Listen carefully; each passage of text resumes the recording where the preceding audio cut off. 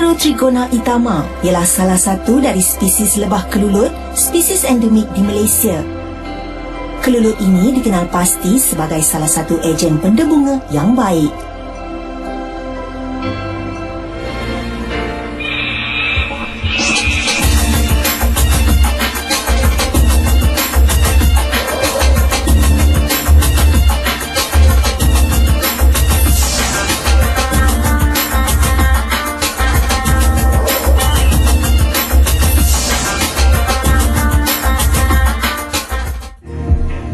Biodiversiti merupakan sistem sokongan hidupan antara satu sama lain.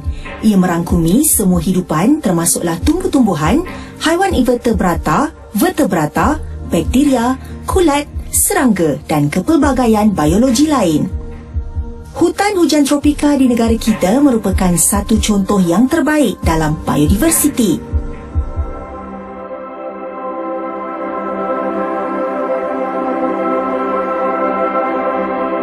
Lebah kelulut atau kelulut sahaja ialah lebah tidak bersengat yang menghasilkan madu sama seperti lebah madu. Dianggarkan hampir 500 spesies kelulut terdapat di seluruh dunia. Lebah kelulut boleh didapati di kebanyakan kawasan-kawasan tropika dunia seperti Australia, Afrika, Asia Tenggara dan kawasan tropika Amerika. Di Asia Tenggara khususnya di Malaysia, spesies lebah kelulut adalah jenis Heterotrigona itama. Di Malaysia mengikut kajian yang dilakukan setakat ini, terdapat kira-kira 20 spesies lebah kelulut yang telah dikenal pasti di Tanah Semenanjung, Sabah dan Sarawak di Borneo.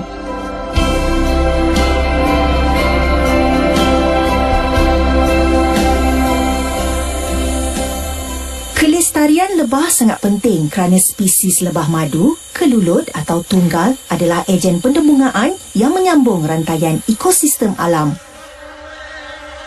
Berkurangnya populasi lebah akan menjejaskan pendebungaan, menghasilkan sumber makanan dalam rantaian ekosistem yang turut menjejaskan kehidupan manusia sejagat. Kumpulan lebah di Malaysia terdiri daripada lebah madu liar atau diternak, lebah tualang hutan, lebah madu gergasi dan juga lebah kelulut. Lebah madu dan lebah tualang juga digelar lebah apis. Kedua-dua lebah ini adalah menyengat, berbeza dengan lebah kelulut yang tidak menyengat. Dari segi saiz, lebah madu dan lebah tualang mempunyai saiz yang lebih besar.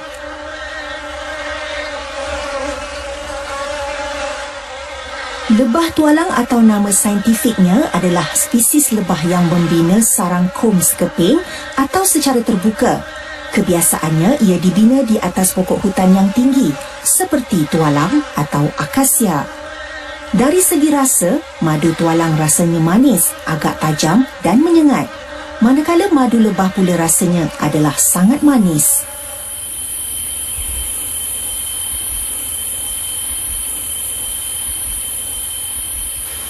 Berbeza pula dengan madu kelulut yang rasanya sedikit masam tetapi ada kalanya manis berbanding kepada kawasan geografi dan juga jenis bunga yang diambil oleh lebah kelulut.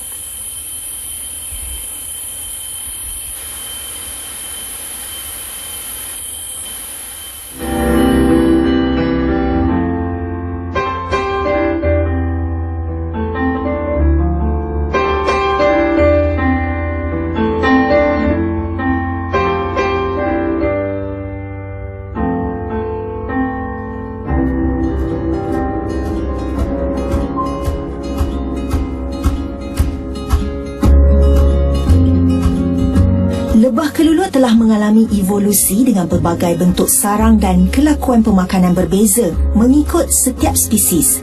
Lebah ini penting sebagai ejen pendebungaan di hutan-hutan dan kebanyakan spesies buah, bunga, sayur dan tanaman lain.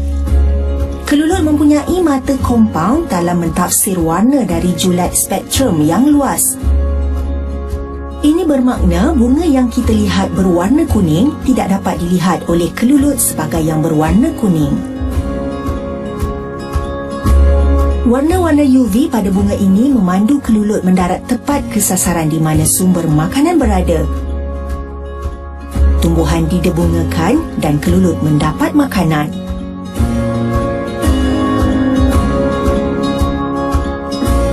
Kelulut merupakan serangga yang amat berkait rapat dengan persekitaran alam sekitar.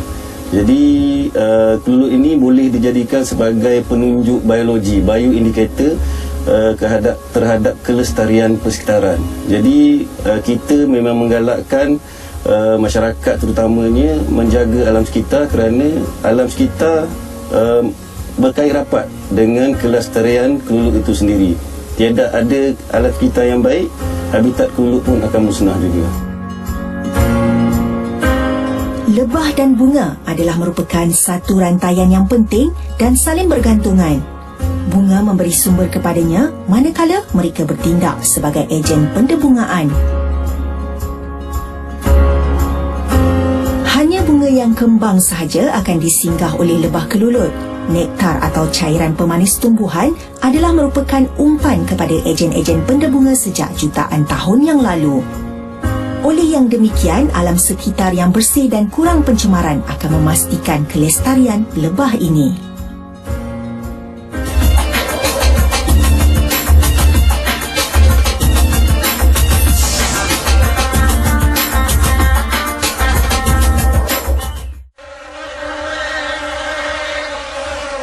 Tanpa kita sedari, serangga seperti lebah menjadi penyambung kelangsungan hidup banyak makhluk lain. Peranan yang dimainkan oleh lebah kelulut dan lebah tualang di dalam kelestarian alam sekitar amat kritikal. Mereka merupakan salah satu ejen pendebunga yang cekap. Madu adalah merupakan makanan istimewa dan amat unik. Ia antara beberapa bahan makanan yang tidak akan rosak secara semula jadi ataupun ringkasnya tidak mempunyai tarikh lupus.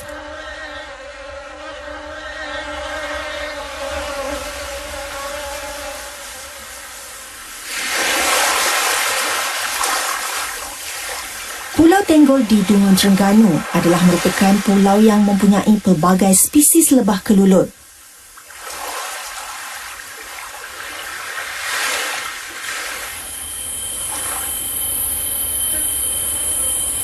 Ketua Kumpulan Penyelidik Lebah dan Kelulut Universiti Malaysia Terengganu, Profesor Madya Dr. Syamsul Bahri Abdul Razak berkata, Pulau Bidong, Pulau Redang, Pulau Perhentian, Pulau Lang Tengah, Pulau Kapas dan Pulau Tenggol antara kluster pulau peranginan yang dikenal pasti mempunyai prospek besar bagi penternakan kelulut di negeri ini.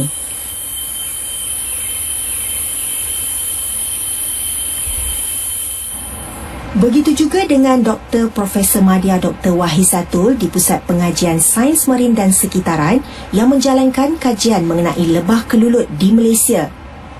Manakala Profesor Madya Dr. Syamsul melakukan kerja-kerja pemetaan kelulut.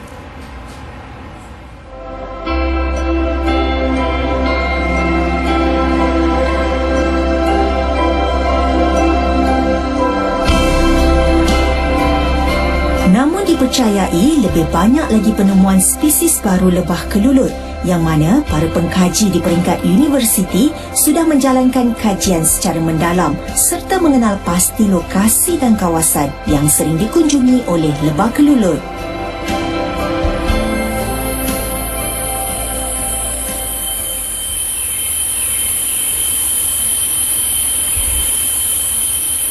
Potensi yang ada pada lebah kelulut sebagai ejen pendebungaan amat dikagumi oleh para penyelidik.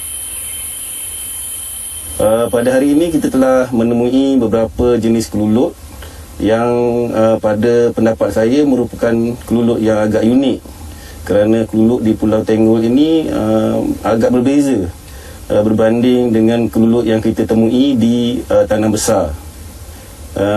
Pada petang tadi kita telah temui dua jenis kelulut. Satunya jenis yang telah dikenal pasti sebagai Tetragonula leviceps, dan satu lagi kita belum kenal pasti, dan kita akan mengambil spesimen tersebut dan kita analisa di makmal untuk kita membuat pengenalpastian. Di Pulau Tenggol, pengkaji telah menemui dua spesies unik yang salah satunya ialah Tetragonula leviceps. Melalui kajian dan penemuan spesies kelulut di Pulau Tenggol ini akan memudahkan para penyelidik dalam menentukan jenis spesies kelulut yang sesuai diternak mengikut keadaan geografi kawasan tersebut.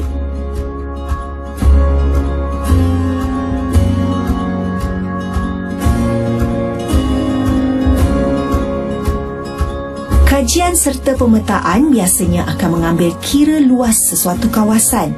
Kepakaran dalam mengenal pasti sarang serta kawasan yang sering didatangi oleh kelulut juga harus diambil kira.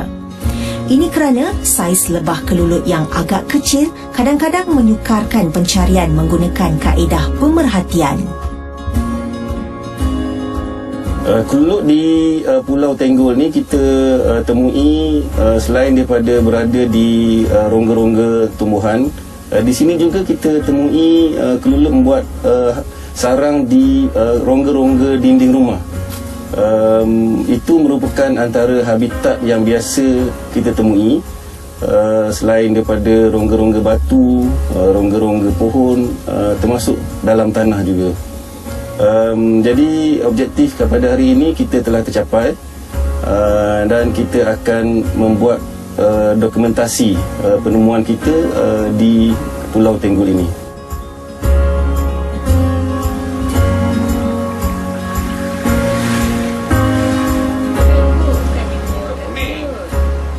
Melalui kaedah pengawetan spesimen biologi, memudahkan lagi kerja dalam pengecaman spesies. Pengawetan spesimen menjadikan sesuatu spesimen biologi tahan lama dan tidak mudah rosak, supaya spesimen berkenaan boleh digunakan sebagai bahan bantu mengajar. Dua jenis pengawetan yang asas ialah kering dan basah. Sekiranya terdapat spesies yang tidak dikenali, ianya akan dilabelkan mengikut nama pengkaji yang menjumpainya untuk sementara. Balang spesimen merupakan bekas terbaik untuk menyimpannya. Jika balang tersebut sukar diperolehi, balang reka ganti yang sesuai boleh digunakan.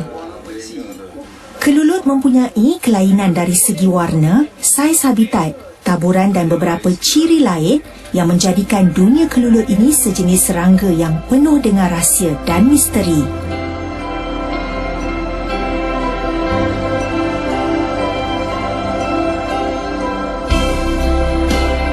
Lebah kelulut kebiasaannya akan membina sarang di kawasan yang agak tersembunyi.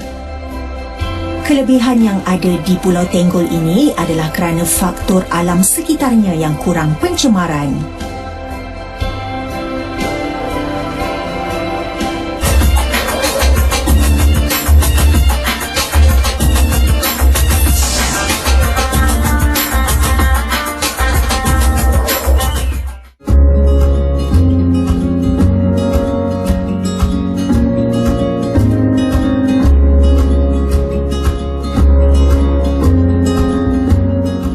Merupakan satu ekologi alam yang memberikan sumber terpenting kepada manusia dan hidupan yang menghuninya.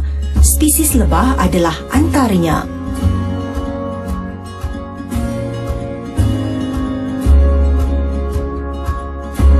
Dr. Wahizatul dalam penyelidikan inovasinya telah berjaya menghasilkan kaedah pendemungaan baharu dalam penanaman fertigasi melon manis Terengganu.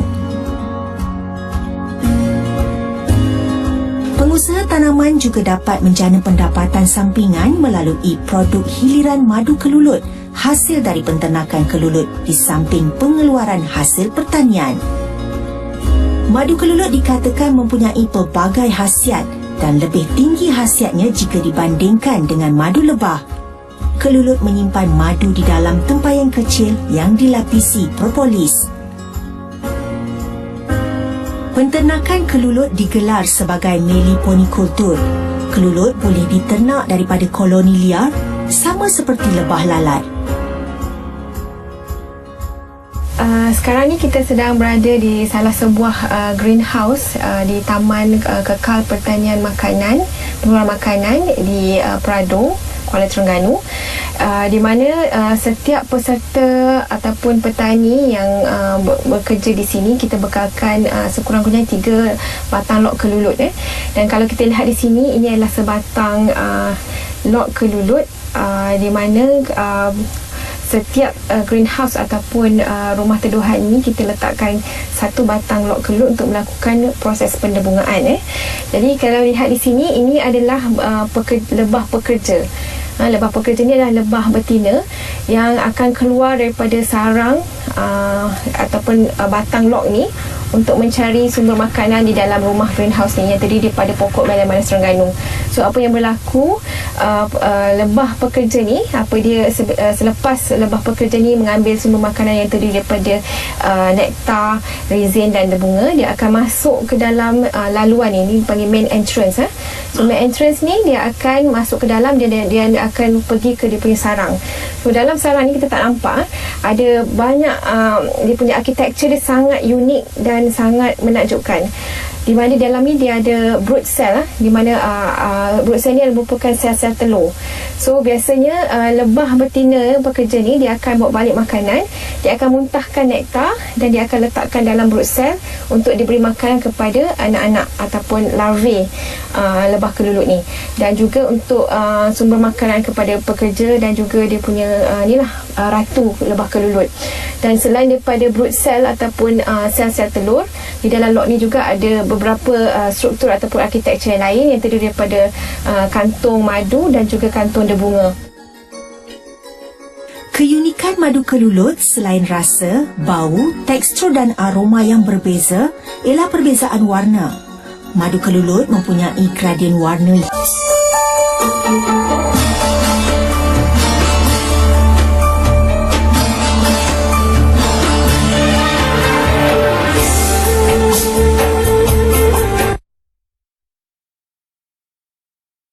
yang besar. Ini kerana madu mempunyai bahan pengawet semula jadi.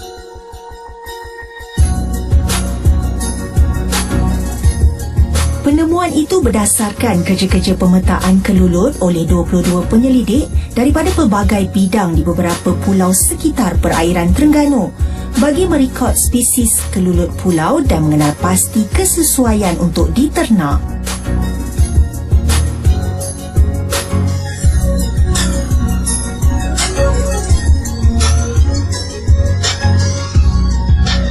Okay, dari segi nilai komersial kelulut itu sendiri berbanding sebagai contohnya lebah madu, kelulut ini merupakan sejenis serangga yang tidak mempunyai sengat. Jadi dari sifat tersebut ia senang diurus. Malah penjagaan kelulut ini juga amat senang dan tidak memerlukan penjagaan yang begitu rapi. Dari segi penghasilan madu juga ia menghasilkan madu yang mempunyai nilai khasiat yang agak tinggi.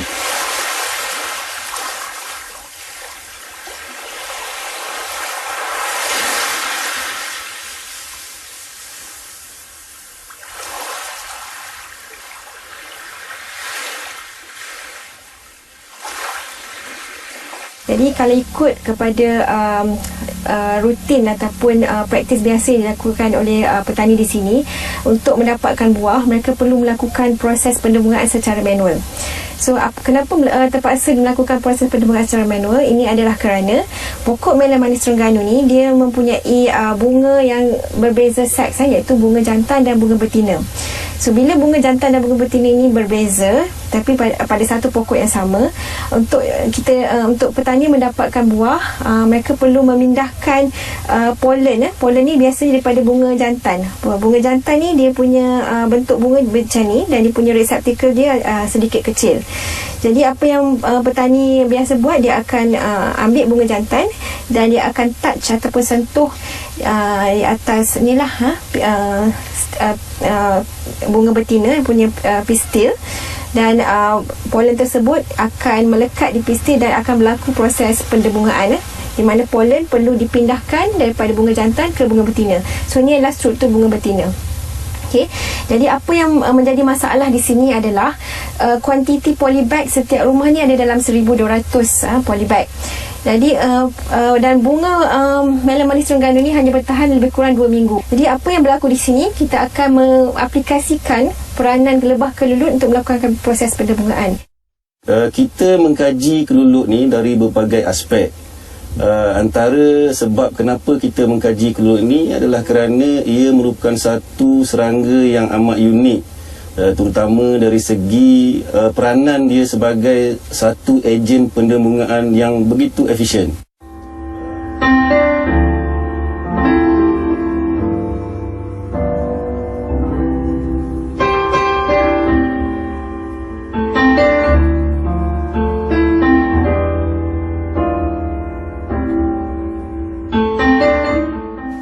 Kita sedari, serangga seperti kelulut menjadi penyambung kelangsungan hidup banyak makhluk lain.